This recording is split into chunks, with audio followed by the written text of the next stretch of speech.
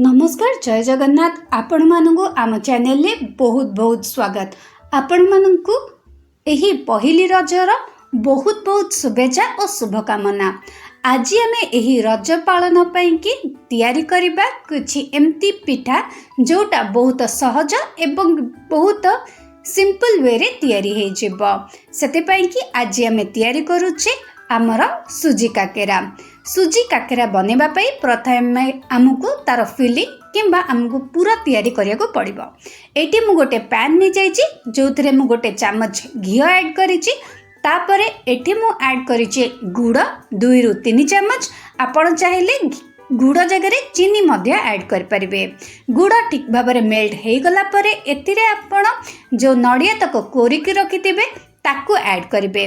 करि सारला परे सेतिरे आपण गोलमरीच गुंड एवं ता सहित गुजराती को भल भाव छेचिकी जदि एतरे आपण आधा छोटा चम्मच ऐड करूचंती ताहले एही जो पूरा अछि तार स्मेल भी भल आसीबो एवं खाइबा को भी मध्य भल लागिबो।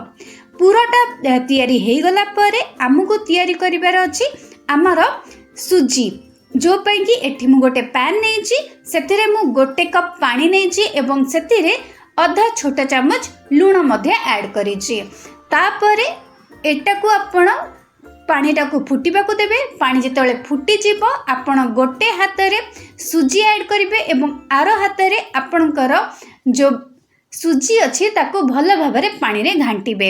एही जिनसटा कला बेलू आपणक गैस संपूर्ण भाव में लो रे रहिबा दरकार एवं एतिरे आपण जदि घी ऐड कर दउचंदी ताहले आपणक सुजी पैन में न लगी भल भाव में चारिपटू छाड़ी जीवो एवं गोटे अटा परिका तैयारी होई जीवो।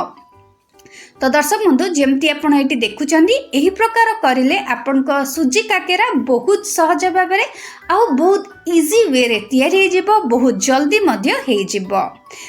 एहा परे आपण गोटे प्लेट रे भल भाव में घी लगे कि रखिथिबे हेले आपणकर जो सुजीर अटा अछि एहा आपणकर प्लेट ले लागिबनी।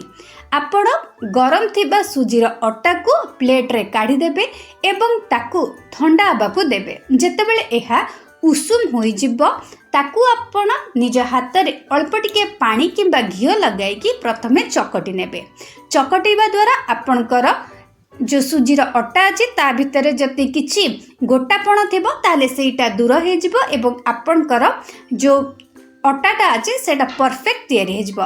तापरे हाथ रे आउ टिके पानी नै एतुर आपण छोट छोट गुळा काढिबे एवं गुळा को आपण हाथ रे अल्प पानी नै कि ताकू गोटे गिना परिका तैयारी करिवे। तैयारी करि सारिला परे एथिरे आपण जदि चाहिबे ताले गोटे चम्मच एटी आपण पूरा देई परिबे नहले आपण जेतिकी बड़ साइज रो काकेरा बनौचंदी से अनुसार आपण 2 रु 3 चम्मच आपण पूरा ऐड कर परिबे। भल भाव में पूरा को ऐड कर सारा परे ए जो आमर पिठा अच्छी ताकू हल्का पानी हाथ रे भल भाव में सील करदबा हेले आम पूरा तक जमा भी हेले बाहरी बनी एवं आमर जो काकेरा अच्छी यह फाटिबनी। आम काकेरा तक भल भाव में फ्राए करबा पई मु एटी गोटे पैन बसई देछि एवं सेथिरे मु राइस ब्रान तेल नेछि।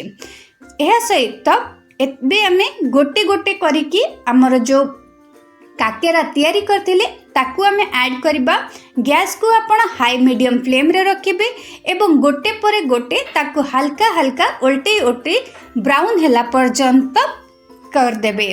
देखंतु एही प्रकार आपणकर टेस्टी आ बहुत सॉफ्ट काकेरा तैयारी हे जिवो। तो दर्शक बंधु निश्चित भाव में एही काकेरा तैयारी करंतु एवं आम चैनल को देखिथिबा पई कि अनेक अनेक धन्यवाद।